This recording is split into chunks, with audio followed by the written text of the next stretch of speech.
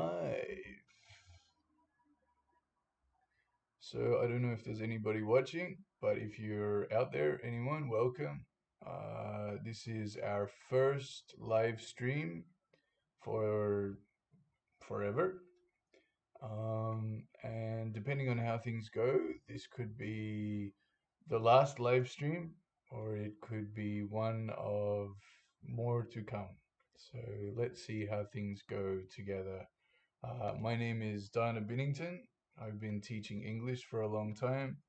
This is Tiger, and today we're just gonna do a quick class about some stuff which I know is problems with a lot of my English students, and I imagine with a lot of English students in general. So, yeah, that being said, let's get into it. So the thing I wanted to talk about today is go versus go to. And this is probably one of the most common mistakes with maybe 90% of the students I have is when to just use go or when to use go to. So yeah, usually you're going to use go to for a place, right? Saying go to a place. So let's have a look at that together. So, um, yeah, if you have an object, a place, then you will say usually go to. So, for example, I go to school 4 days a week, or I go to work Monday to Friday, or in the past tense, I went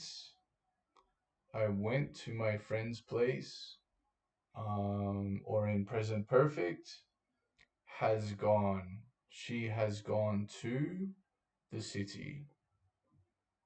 So in each of these, you can notice that you have go to plus the place. This is the normal pattern and way of doing things.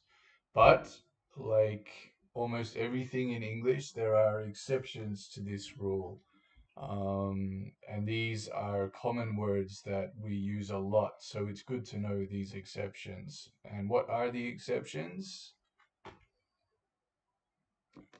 So these are the times when to is not being used with go, right? So a lot of my students say go to home, or go to there, or go to somewhere, go to overseas. So with these words, we don't use to when we use go. So we just say simply, I go home, I go there. Past tense, I went everywhere. So with these words everywhere, it can be everywhere or somewhere, anywhere or nowhere. All of them will be the same. So for all of these words, you will not use to. You will just say go everywhere, go somewhere, go anywhere, go nowhere. Okay? And overseas, to another country, overseas or abroad, these two words have the same meaning. And with these words, we don't use to either. It's just go overseas or go abroad. And with this word downtown, which for those who don't know basically just means to the town or to the city usually, we don't use to either. We just say go downtown, or past tense went downtown. This word is less common, honestly, in Australia, and I'm guessing England. I think this word seems to be much more common in American English than in other countries. Yeah, so it's good to remember these words and the fact that because we often use go with these words, it's good to remember that we don't say go to plus these places, right?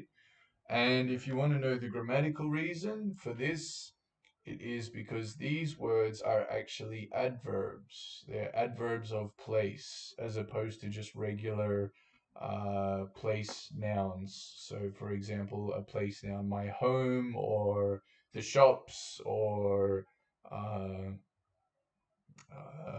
what's another example? The park.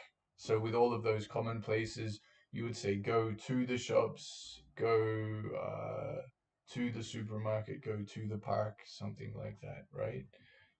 But these words are exceptions. So if you can remember this, your English will sound a lot better. And if you're doing exams where you need to speak or write, for example, IELTS or PTE, then these are the kinds of mistakes that do cost points. So it's good to try and get rid of them if you can. So yeah, that's basically it. Review this, try to remember it, and next time you use the verb go, try to remember if you're going to use to or not. The last one that I will say, which is also a common mistake, even with some very close friends of mine who've been speaking English for a long time, is go plus activity words. So when we talk about activity words, we're talking about gerunds in grammar, which just basically means a verb acting as a noun. So it's like ing verbs, right? So you say, I go running 4 days a week. I go shopping. Go shopping, guys. Don't say go to shopping. This is a very common mistake that so many of my students make. So try to remember, go shopping on the weekend.